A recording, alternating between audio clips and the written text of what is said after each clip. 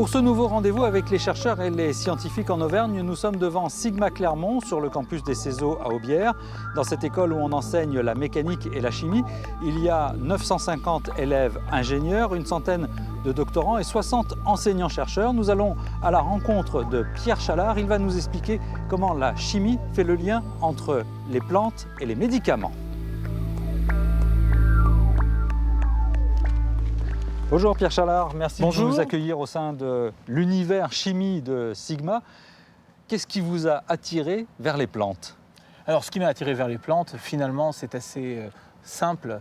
De tout temps, l'homme a tiré profit de ce qui l'entourait, la nature, pour évidemment se nourrir, mais aussi pour se soigner. Et pourtant, on connaît mal les plantes qui sont autour de nous et qui ont un potentiel énorme au-delà de ce qu'on pratique actuellement dans la pharmacie.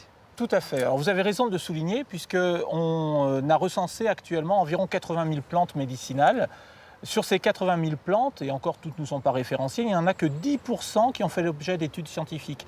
Donc il reste plus de 90% de ces plantes à investiguer, et donc un potentiel thérapeutique formidable pour découvrir de nouveaux médicaments. Qu'est-ce qui vous intéresse, vous, dans la plante?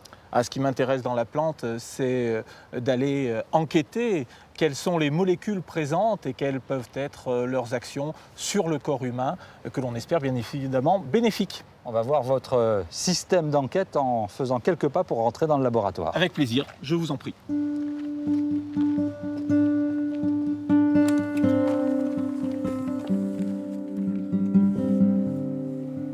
Pierre Chalard, on a mis des blouses puisqu'on s'est rapproché des paillasses. Quelle est cette plante?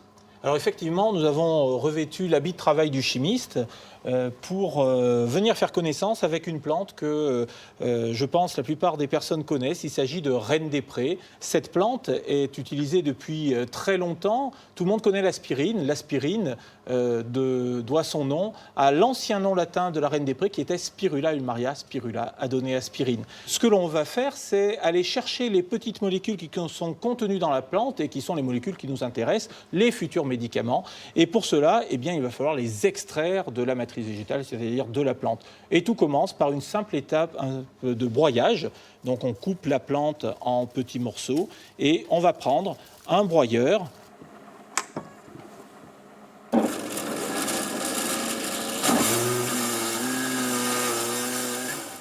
L'étape suivante, c'est une extraction. Un petit peu comme si vous faisiez une tisane à la maison. Et donc, après quelques temps de macération sous agitation, on va filtrer le matériel végétal, c'est-à-dire que la plante qui a été extraite reste dans le filtre et on a en dessous un filtrat. Et c'est dans ce filtrat que l'on va retrouver les molécules actives qui nous intéressent pour la suite de notre enquête. Dans cet extrait, il y a de très nombreuses molécules. Il va falloir les séparer. C'est finalement ni plus ni moins qu'un 100 mètres, mais pour molécules. Une fois que l'on a séparé ces molécules, il faut les identifier. Pour les identifier, on fait appel évidemment à des instruments de haute technologie, comme des spectromètres de masse. Chaque pic correspond à une molécule, et lorsqu'on clique sur ce pic, on a finalement la fiche d'identité de cette molécule qui nous permet à coup sûr de l'identifier. Vous, les chimistes, vous faites le lien entre la plante brute qu'on a vue tout à l'heure et le médicament qui apparaîtra dans les mains du médecin ou du pharmacien. C'est exactement cela. Nous sommes des passeurs de témoins qui permettons de mettre en évidence l'activité de certaines molécules. Et c'est une discipline frontière entre les botanistes, les biologistes, les pharmaciens et les médecins. En Auvergne, les compétences en chimie de Sigma, de l'Université Clermont-Auvergne et du CNRS sont regroupées au sein de l'Institut de chimie de Clermont-Ferrand. Maël Guinche y prépare une thèse sur les effets des plantes médicinales d'Auvergne. Sachant que l'Auvergne est une région qui a une grande diversité de milieux, des montagnes, des plaines, des collines, qu'elle a beaucoup de climats différents, océaniques, montagnards, on compte à peu près 2700 espèces différentes de végétaux en Auvergne. Et en Auvergne, on trouve des pépites? On trouve quelques espèces qui sont très rares, oui, et qui ont généralement des très fortes activités.